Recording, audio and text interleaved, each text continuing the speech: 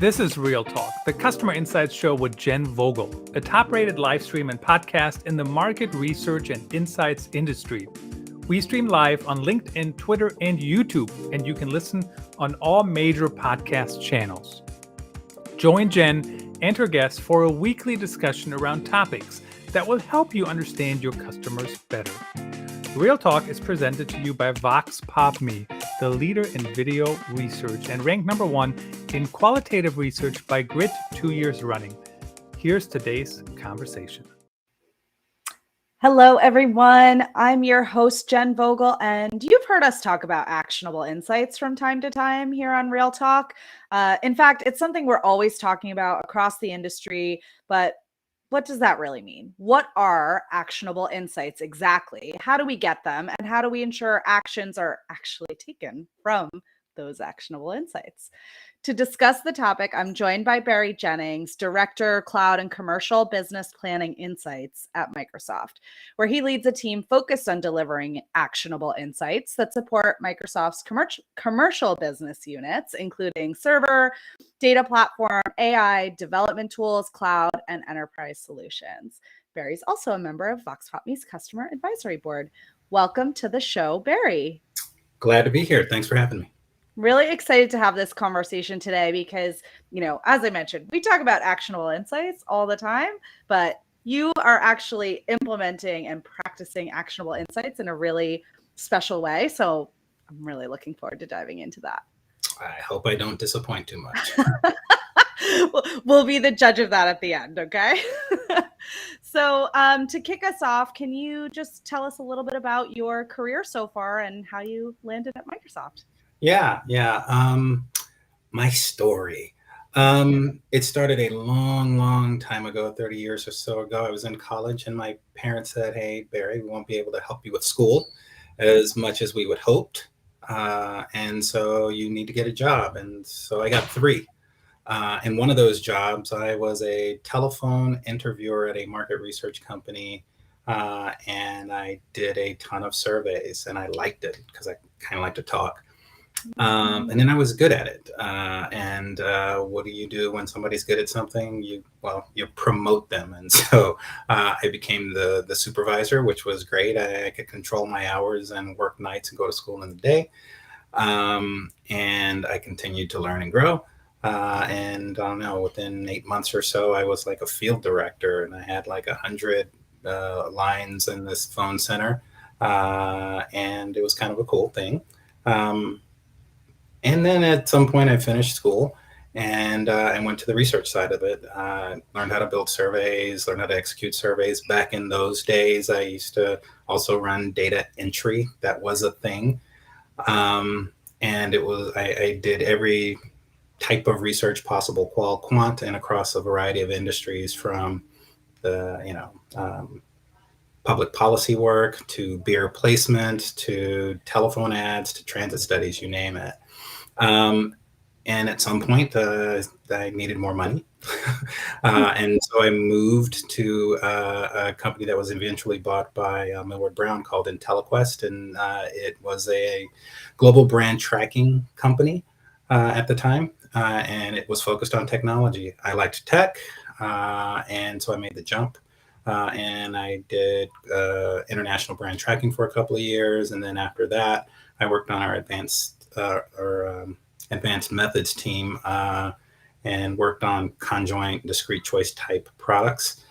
That was awesome. And I didn't know what happened with all that stuff after we did our thing to it. One of my customers was Dell. They had an opening, and so I moved to Dell, stayed at Dell for 18 years or so. And I touched just about every part of the business, the consumer business, the commercial business. I spent many years focused on small and medium businesses. And then I think where I spent most of my time in deep focus was in our enterprise area where we dealt with servers and storage and networking and enterprise software. That was cool. Loved that. And after about 18 years, I was maybe dialing it in a little bit. And I was hanging out one day and the company was about to go private again. Or public again. I'm not quite sure which it was, but they had a really great voluntary separation package. I did the numbers and said, man, I could take a chance. And so I did. And then I left Dell and went to BlackBerry for a couple of years. Great learning experience. Learned a lot about research, learned a lot about what research can and cannot do. It's pretty cool to work at a company where your research was touching on things that were existential for the company. There were, as a researcher, a lot of what we did was literally life or death for the company, and that was energizing and scary and fun, and I've learned a lot. And then after that, by that time, my wife had received an offer at Microsoft, and so we were living in the Pacific Northwest. I needed to make a move that made sense, and so I reached out and somehow finagled my way onto the research team at Microsoft. And I've been here for, I guess, almost a little bit over 7 years now. Wow. And I mean, you've basically touched like every type of research, stage of research. You've like done it with your own bare hands all the way through to strategy. I mean, that's quite a career. Well, and it's quite a lot of years and a lot of gray hair, as I know. So. Well, I mean, insights will do that too, for sure. And I will tell you, like anybody on my team or my friends know, I miss my BlackBerry so much. I fought the business transition from BlackBerry to iPhone at my old company, tooth and nail. I think I was the last one. It absolutely was a great product that had its day in the sun. So yeah. Yeah, that sounds like an interesting experience, kind of as you described, like life and death for the company research. I mean, that's really spectacular. And you've led teams delivering actionable insights. You've got, once you moved over into that kind of client side, I thought that was interesting what you said, actually. Like, I didn't know what happened to the research after we did what we were doing. And so, that actionable piece kind of comes next, right? I'd love to kind of dive into that a little bit. And what to you does an actionable insight look like? It's a great question. We when I first came to Microsoft, spent a lot of time on that. I looked up actionable a while ago, a couple of times, and the definition is like able to be acted on or having practical value. There's another definition. It's a legal definition that says giving sufficient reason to take action.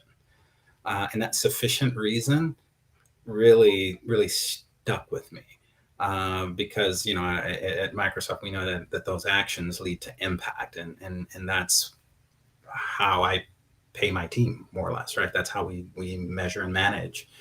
And I mean, for us, it starts with the framing of what we think we need to learn, right? We do a research brief like everybody else with stakeholders, and we really make sure we have a critical understanding of the business question or the problem that we need to solve before we start thinking about research. And we spend a lot of time, and it's a dance. Sometimes it's a beautiful dance. Sometimes it's not such a beautiful dance. But understanding what we're trying to solve for is absolutely critical, and you can't spend too much time there. You really can't. The next thing we do is we synthesize what we already know, and then we see how that chips away at the problem. Probably like lots of internal client-side research departments, there's a plethora of data. Not all of these questions are novel, and so sometimes you can present data to the person who needs it. It may be new to them, but it's not new to you. Mm-hmm. But after we've done that, we then try to figure out what new data that we need. And do we need to create something different? And we need to always understand, well, what are we going to do with that? How can you act on that? If we're doing it right, actionable insights bring possibilities for making impact into discussions. We make insights for conversations. I don't make Microsoft Word or Excel, right? That's not what my team does. We support that. And while not everything actionable gets used like we like, I wish that were the case. At the end of the day, it's the way we look at it. The way I look at it, it's more like a batting average. in the 400s range, as opposed to like Steph Curry's like free throw percentage, which is like 91%. I mean, if I was able to get 91% of my stuff used with my stakeholders, I don't know, maybe they put my name on a building on the Microsoft, something like that. But at the end of the day, research is a part of an answer, along with what's going on with the competition, along with costs and COGS and financial goals and more. And for us, the actionable insights fits into those types of conversations where we're really trying to address the business problem, bringing the customer voice to that problem, and then really figuring out how we can move the needle relative to, how the business operates and what constraints it operates in. I love your sports analogy of how often the recommendation or the action or that sufficient reason, as you described it, actually gets used. And my question about that, if you're batting 400 on that, is that a good, given the other factors that you mentioned, does that feel like a good percentage, or do you want to be at that 95%? Great question. Would I want to be? Yes, but I'm a realist. It's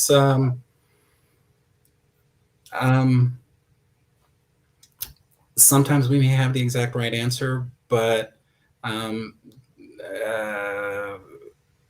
finance may have a different goal in mind, and so I may have an answer that may lead to a more profitable outcome. But if where the business now requires a lot more growth and a little less profitability, I mean, that is what it is. If we have the best message, the research can say this is the best message, but it doesn't always win. Like I said, we bring the customer's voice to the business question, and we bring a lot of other data as well: telemetry, consumption data, financial data, you name it. And that's great. But, it doesn't always lead to action in that moment. One thing, and the more probable thing, and it doesn't always lead to not necessarily, our answers don't necessarily say, oh, yep, research gave us the answers. Let's go. It's absolutely our way to go. And that is what it is. For us, it's figuring out how do we get into those right conversations? How are we moving the needle? How are we changing hearts and minds? Are they able to change that strategy in the first place? Can we get them to add a feature? Can we get them to use message A or message B? And then when we understand, even though the research says message A is the best for the customer, sometimes we go with message B for other business reasons, and just really understanding what we can and can't control. And also understanding that if we do the research well, it has a long life. And so the message B might not be the right message for right now, but it might be down the line. And it's more a matter of finding the right moments where we can figure that out. And I think that's where the real work of our work happens. It's driving impact, consulting with the business, working with our stakeholders, our other partners like finance and engineering, and being part of those ongoing conversations. A win for me sometimes is when somebody can pull an insight out of their pocket from a study that they did 6 months ago that's still relevant and still fresh. It's just in a different moment. And I've got a team of excellent researchers who can deliver that in the right moment. And that shifts the narrative sometimes. And something that wasn't right for right now becomes the thing that we're able to push at that point in time, given, again, the nature of the business, the position of the competitions, the will of the business, and so forth and so on. It's more of a journey right? Sometimes it's an odyssey. uh, but it's how do we go about that journey, bringing what we know about the business. And again, sometimes things are quick hit, pretty straightforward. And sometimes it's one step of many steps to get a business to move one way or another. Hmm. Interesting. And yeah, what you said earlier about, the data might not be new to you, but it's new to that particular person or department, and, kind of pulling from something you did 6 months ago or 3 months ago. I'm sure there's, a balance of stuff that needs redoing, right? If it maybe is no longer valid, and then the stuff that is still valid, that lasts, that is, can help to inform a different decision at a different time. Yeah, that, and our business is pretty fluid. Our products, there's a lot of innovation. We have lots of really great products that sometimes might be before their time, or they may need another thing in order to make that thing better. We have the great fortune of working on things that might be new to world, and it may be truly great, but you need to do a few things for people to believe it, for people to understand how it fits into their world. And then there are also the practicalities of the business. You said it may not be the right time or the right person.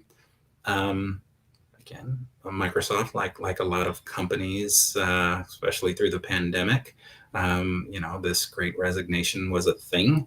And we found ourselves over the last couple of years, especially as we export talent, we bring in really great talent as well. And we have leverage that as an opportunity to bring up those stories, to reframe them, to bring them to newer people who have the power to drive some decision making.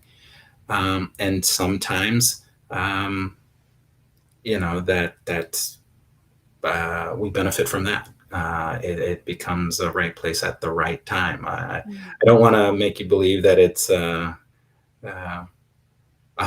luck, but there's a place and time factor into it, as well as just damn good insights. And I think, if you have the latter, you can take advantage of the former. And being in the game for the long haul is actually puts you in positions to be able to do just that. I love that. Having more of a kind of forward thinking kind of strategy, as opposed to just this question in this moment right now is the priority. And you talked a little bit about planning and kind of understanding the objectives before going into doing any research, right? And understanding what you already know. What else kind of goes into the process? Like, what do the teams have to do right to ensure that at the other end, they're ending up with that actionable insight? Yeah. My wife is a yoga instructor, and I'm sort of test dummy number one. And she says all the time, this is pretty simple, but it's not easy. And that's what I think about your question. The answer to me is pretty simple, but it's just not easy to execute all the time. And it comes down to like knowing your business, like really knowing your business. I think for years as a researcher, I knew my research cold. I invested a lot of time making sure I understood the latest methods, what's going on, how to answer the question better, what technologies are out there, and on and on and on and on. Then I realized at the end of the day, when I'm on the client side, my company makes technology solutions that empower everyone in every organization to achieve more. That's our mission, not doing a really great conjoint study or, doing a supreme job on that messaging study. That's not what our company's for. We're not a research supplier. And so understanding our business and how what we do fits into how are we delivering technology to the world? How are we pricing our products the right way? How are we building the right business models for things that don't exist so that the people who buy them and integrate them into their businesses are getting the right value exchange from Microsoft? understanding those things is job one. My team reads the strategy documents. We really understand what our stakeholders' goals are. And being able to do that deep understanding makes you better at the research. It makes you ask better questions. It makes you frame them better. The second thing, partner with we partner with our stakeholders. We're a centralized group. We have a sizable team. I don't know. I don't even know what the number is. 70, 80. I'm not quite sure. But we have a sizable team, and there's a lot of work to be done. But the real work is, how do we partner with our stakeholders? How do we live and breathe with them? How do we understand what they're going through, what they're trying to accomplish? And then how our research sits next to that. And that stakeholder engagement allows us to really figure out what's going on and what are the real questions, what's behind what we're being asked. And it allows us to really figure out what we really need to move the needle and to, frankly, be actionable, right? We can do research that's interesting all day long. And it's cool. And sometimes that's more fun, but sometimes it's really a simple, forward, boring question that will result in a shift in decision-making for our company. And understanding how to find that and how to, deliver the right insight against that problem. That's the game. And then the third thing is sort of consult and play the long game. If we have those great relationships, we're able to do that. We realize that the project doesn't end when you do that presentation. And in my mind, that's when the impact starts. And you're able to put yourself in the right rooms when these conversations are happening. Our stakeholders know when to pull us in. They know how to leverage us and when to leverage us to help push a decision to the left or to the right. It's everything from, it wasn't on my team, on one of our in our broader team, a pretty young researcher on the team did something fantastic and shot out some pretty meaningful work. And the CEO of the company replied to that email, acknowledged it as good work and how it could potentially help us. Hashtag impact, right? Who doesn't want that? Yeah. I'm still waiting on my moment for that. But I think what that goes to show is we're very much a data-driven company. And if a senior executive has a problem, I promise you, a lot of people come out of the woodworks with an answer. Right? Finance has an answer for sure. There's a zillion data scientists here, people in engineering, address marketing questions all the time. Their strategy teams, et cetera, and then there's us. And again, for senior executives, they have to balance all of that. And in that balancing, one of the things we do is really figure out how we bring the customer voice relative to all of that. And again, sometimes that's a long game. Sometimes that's months and months after the piece of work, where we see a different opportunity. And by having those longer term relationships with our stakeholders, really understanding their business, allows us to bring in what we know, hopefully into the right moment, into the right conversation, in a way that, again, can change hearts and minds. And then the half other thing that I would say we need to do is just remember that we are marketers and we have to think like a marketer. We consult with our teams. We have to earn our way every day to be a really strong, impactful player for their business. And again, I like to push the team and say, well, let's just always keep earning that right, because it feels good. I've been in situations where we're begging people to use us, where we're begging someone to listen, and that's just not fun. It's much more fun when we're asked to show up and deliver this answer in an important meeting, or even more so when we're in one of those meetings and there's the right opportunity and we have the right data and we can deliver that in the moment to the right person who can actually act upon it. That's what makes all of this worthwhile in my mind. And that's how we really move the needle with what we do. Yeah. And that relationship piece beyond just this project or this thing that we're working on is so key for that. It seems like, people are going to be more comfortable coming to you. I had once read an article. The topic was more around like sales and marketing alignment. And it was like, the most important thing you need to know as a marketing executive is how your sales peer takes their coffee, right? Like it's not any of the strategy stuff. It's like build a relationship so you can collaborate. And this feels very similar, right? Like, knowing what they care about, what challenges they're trying to solve for on a day-to-day, so they feel comfortable coming to you, or you can strategically bring them insights to say, hey, I know this is something that's important to you right now. Look at what we found. Absolutely. Half of my team is focused on business planning, and we set pricing, blending, seeding, packaging. And when we support our business planners, their primary stakeholders are both finance, because pricing is both a financial thing and it helps determine how do we grow or what our profitability might be or margins and all that good stuff. But also engineering, because we are a digital business, and a lot of times how we make the product has a direct implication on monetization.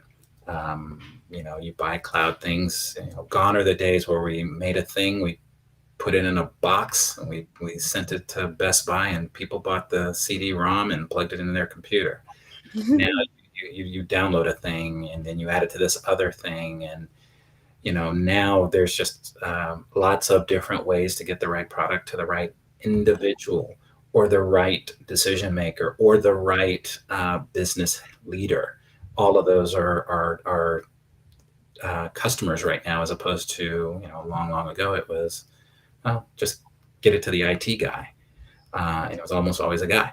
Now the world is quite different. Sometimes it's the CMO has a heck of a lot more budget than IT, and understanding her wants and needs, that's who we need to address our products for directly. We need a message to that person, and that's critical. And like I was saying, I got a little distracted.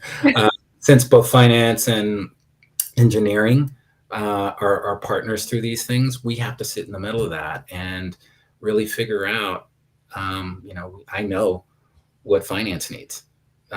In this quarter, it might be all about growth. And if it's all about growth, we've got 5 questions that probably light up a growth thing better than a profitability thing. And then engineering can be in a conversation that like, we want to grow, but you got to really think about the cogs on this thing.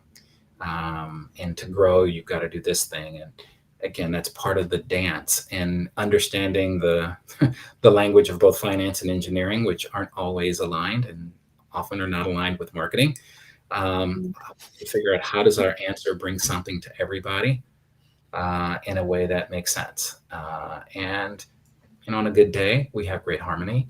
And on an average day, we have some general congruency where we can step back and at least make a decision that sits in the middle of where everybody is thinking.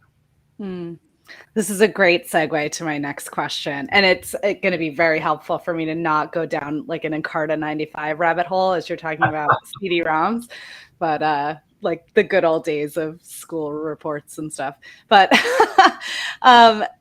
when you've got that sort of actionable insight, how do you get those stakeholders to agree on the direction of the decision? As you mentioned, like finance may have really different goals from engineering or marketing.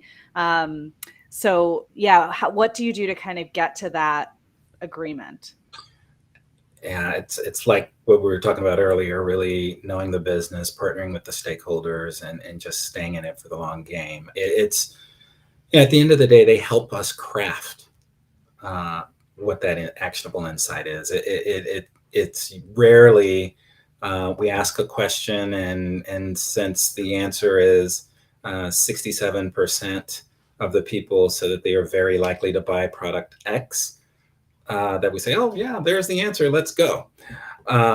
Just because 68% of the people like product X, it, again, in the research, we may say, yeah, that is engineering may say, yeah, that is great, but do you know what the cost implications of that are? And unfortunately, we may have product Y, product B, and product Q in there. And one of those may align with whatever our current needs are, from a cost perspective. Finance, again, may say, oh, nope, still got to grow. And so we're willing to do this if we think it will grow. And again, it's being able to be in those conversations. And I think the actionable insights in many cases are a function of those conversations where we're giving and taking and really figuring out what's what. And I think the understanding what they do and how they do it, figuring out how that relates to what the customer says, we're able to give that feedback and deliver what we learned relative to that. And I think, again, to the other point too, sometimes time and opportunity actually matter a lot. And if it is truly actionable insights, it can be part of the canon for our business. And sometimes it's, I don't know, it's like a Marvel movie. It might not be in this episode, but I don't know, maybe in Avengers 27, we've got the perfect answer now. We've known it all along, and now is the right time for it. I mean, it might sound a little glib, but I think if we are doing our jobs well and we are consulting with the company, and we're continually bringing the right actionable stuff to the table, we're able to leverage that across multiple conversations, which we're a part of, and bring it to the moment where we can actually make the business go left or make the business go right, or at least help the people who can make those decisions do that. Right. So, I mean, actionable doesn't necessarily mean actionable right now. It's not all the time. Yeah. And it's, again, it may be the right answer, but it may also take time to get there. We had a product. We did some really great research to deal with the pricing on this product. We said, oh, wow, we can, customers are open to us raising the price because it's a great value exchange for them. And it was cool to do that. We announced it, that we're going to do this thing to this product sometimes next year. Wall Street went crazy. They loved the idea. They loved it. And so there was actually a material impact to stock that day. So that's cool. Then we implemented the thing. And, the reaction was in line with the research and other factors. And the bottom line impact was real. And it's really cool for the researcher who drove this work. It's really cool to point to a thing that's really material, a really material portion of something that earned a few $1 billion for the business in a quarter, right? It's 18 months after we made that decision. And I mean, that's impact. That means that was actionable. And again, it's not like we can, we hit a button and boom, it happens. Sometimes it fits into a process. And again, there's that dance. But that's how we drive actionable impact. And it's having that thing and making sure that it's ready for when we need to push it out. And we're continually working with the business. I love that story. Do you find that like situations like that help to build confidence in your team and in your process and in insights in general? We think so. I mean, again, we have lots of relations. It's cool to have stakeholder relationships where we're being asked to the party. We don't have to beg for a seat at the table. We're often there early, and often we have, again, we are marketers, and so we sit with the marketing for the company. And yeah, when we have great, fairly clear wins, it feels great. And again, there are other things that are smaller scale wins. Again, I can't say it enough. I think the real value is when stakeholders come to me and say, "Hey, we've been working with a person on your team, Barry, and the stuff that they are bringing to us is awesome. It's really helping us." Because it's the stuff that matters, not the singular project. And that stuff is, the research bits. It is the human being who's a really great analyst, a pretty decent storyteller, and somebody who knows enough about the business to be able to deliver a piece of insight that helps solve a business problem. And that's what we get paid the mid-sized bucks for. I mean, that is why we're here. I love that. So we get paid the mid-sized bucks. That's fantastic. And one thing I've been wanting to kind of go back to, I mean, you've talked a lot about the importance of understanding the business, right? The business that you're in, the stakeholders that you're collaborating with. What tips, if any, would you give to any kind of external partners that are working with you, whether that's on the tech side or any like agency partners you might have, to help understand not their business, but your business and better partner with you? Yeah. When I have a true partner, there's a fairly decent exchange of that type of information. I can't share everything. I can't share strategy documents and planning documents and stuff like that. I need this job, so I'm not trying to get fired that way. Yeah. But we have things like, I have a set of core priorities, and when my research partners all know what my core priorities are and how that drives what our team is focused on. Partners have been working on for us for years, in some cases, and in many times really have a deep focus on many of the product areas, and so they understand our products. They understand what we've been researched because they've been doing it. They understand what we care about because of the way that we operate. Our really good partners are often a part of some of those conversations as well, especially the earlier parts. And they're getting that field feedback real time. We strive not to play too much telephone. And so again, our more critical partners we have a pretty intimate relationship in the creation of those actionable insights, and we give a lot of feedback, and we share as much as we can. Now, I also have, and I tell people all the time, I use research vendors as well, and that relationship is different. It might be a bit more. It is more transactional. There is a time and a place for that. And there are a select set of folks who I deem as much more of a research partner, and they can tend to go deep. They tend to have, in some cases, a stronger connection to a portion of the business by dealing with research over time that makes them really know the product pretty well. It makes them proactive. It makes them bring things to the table that are, I don't want to say much more fully baked, but are much more relevant, so that our starting places are different. And it makes for better conversations. And so for me, cultivating a great set of research partners who we can rely on and push more deeply into helping us, make sense of this madness. That is my responsibility, leading our team to make sure that we're able to do that, and my team's responsibility to make sure that we are helping them help us.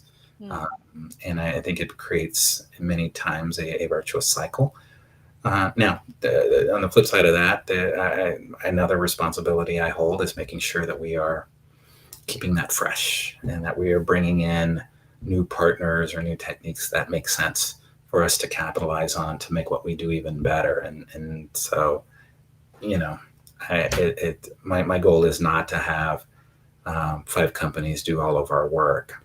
That you get into trouble with that. But we want to make sure we're also looking out at new techniques, new thinking, sometimes just new blood, just to make sure that we are cultivating a good cadre of research partners that are at their prime persistently. Mm-hmm.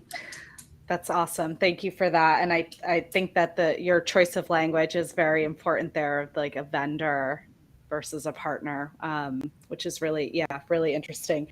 Now, just before we wrap up, how do you measure success of actionable insights on your team? Is it, that business impact, or, how do you decide, hey, we've done it today? Yeah. Oh boy.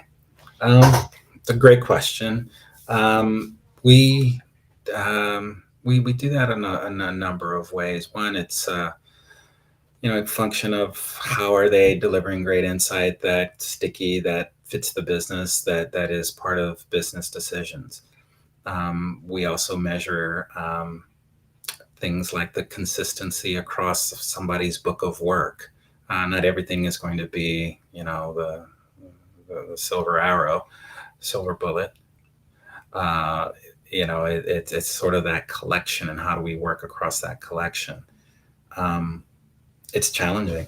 Again, there are times where the research gives you an answer, and the business may choose to go against that action, that recommendation. It does not necessarily mean that the research was wrong.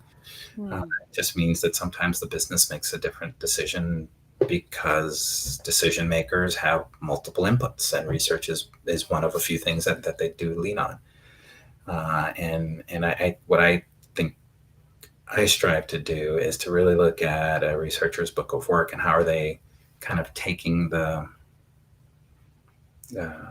set of stuff forward in any given year. And we give lots of feedback. I think I have 2 of the best managers in the research team who work with me, and the way that they give feedback to their team, the way that they help bridge the gap between stakeholder expectations on a business problem and how we address that, and then how they create consistency within and across stakeholders so that we're coming across well. I think all of that ensures that we are set up as well as we can be to, going back to the baseball analogy, that we're hitting the ball a lot more. And I think, again, the more you hit the ball, the more chances you have to score. And kind of that's the best that we can do. Again, if I were batting 1,000, you and I wouldn't be having this conversation, because I would have retired long ago. But the reality is it's a piece of a puzzle, and we want to make sure that our piece fits into the business well, so that it's at least a considered part, and that's what makes sort of the group delivering a set of actionable insights that the business can rely on. Awesome. I love hearing that about your team too. I hope they're listening and they know how valued they are. That's awesome. Me too. And without them, well, you don't want me doing all the work. You and me both. You and me both. Well, Barry, this has been such a great chat. I really appreciate your actionable insights today in this conversation. So thanks for joining me. Yeah, no problem. Thanks for having me, and it was fun. Absolutely. Thanks everyone for listening today. We will be back with another episode later this week. So we will see you then.